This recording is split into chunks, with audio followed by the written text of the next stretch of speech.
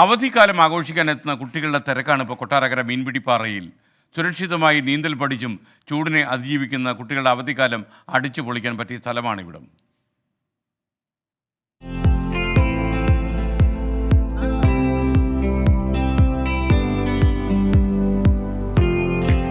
കാട്ടരുവിയിലെ പാറക്കെട്ടുകളെ തഴുകിയെത്തുന്ന തണുത്ത വെള്ളത്തിൽ കുളിക്കാനാണ് സഞ്ചാരികൾ മീൻപിടിപ്പാറയിലേക്ക് എത്തുന്നത്.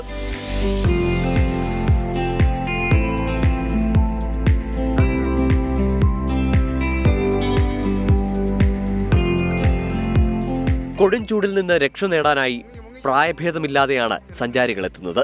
അപകട സാധ്യതയില്ലാത്ത വെള്ളച്ചാട്ടമാണ് മീൻപിടിപ്പാറ.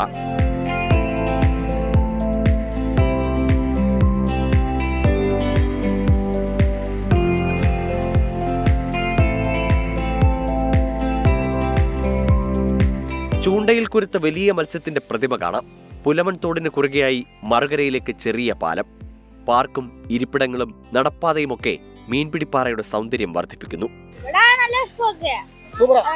വെള്ളത്തിലൊക്കെ കുളിക്കാനും വെള്ളത്തിലൊക്കെ ഇറങ്ങാനും നല്ല ഇല്ല ആദ്യമായിട്ട് വരിക.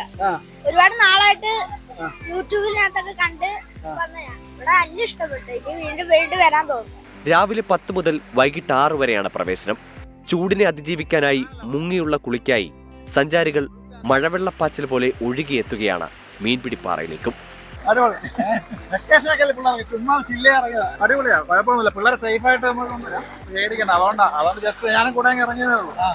കുഴിയൊന്നുമില്ല കേട്ടോ. വേറെ ടെൻഷൻ ഒന്നും വേണ്ട. ഇറങ്ങി വിടാം. ടൂറിസം വകുപ്പിന്റെ കീഴിലുള്ള മനോഹര സ്ഥലമാണിത്. 24 കൊല്ലം.